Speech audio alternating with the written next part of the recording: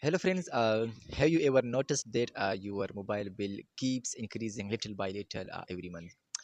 But you cannot really figure out why. So today we are going to talk about T-Mobile plans, but not the boring voucher style explanation. Real talk, real problems, and the things people usually miss. So the most common problem I keep hearing is this, bro. I have unlimited plan, but my bill is still $20 higher this month. And when you call customer service, they say, "Sir, these are taxes. These are added on. This as a protection plan." And honestly, that's when people get completely confused. Now, listen carefully. Team bio plans generally fall into three categories. The first is essential. It's cheaper upfront, but taxes and fees are not included. The second is Go5G Magenta type plan, slightly more expensive, but taxes are included. The third is premium plan, like Go 5G Plus, where you get more perks and benefits. The real problem is that people choose a plan just by looking at the monthly price without checking the detail. For example, Ali thought he was getting the essential plan for $60, but his bill come out to $72. So why?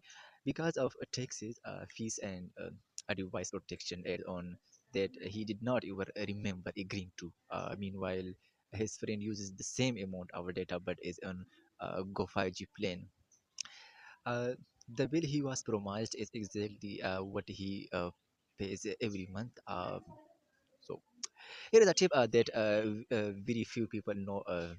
Team taxes included plans often end up cheaper in the long run, even if the starting price looks higher. If you want the same bill every month with no surprises, a taxes included plan is usually the better option. One thing people should be careful about is free add-ons at the store. Things like device protection, uh, cloud storage, premium support. They sound free, but after 2 3 months your bill quietly goes up. So always make sure to ask, will this have a monthly charge in the future or not? No. uh, Tell me in the comments, does your T-Mobile bill stay exactly the same every month, or does it change? And if it changes, by how much? Look, T-Mobile is not a bad network, um, but if you are not on the right plane, the experience can feel frustrating. If you want, in the next video, I will do a simple comparison of T-Mobile versus AT&T versus Verizon. No marketing, no talk, just straight facts. The video is getting long, so if you found it helpful, hit like and subscribe, because here we talk straight, no sales, no talk.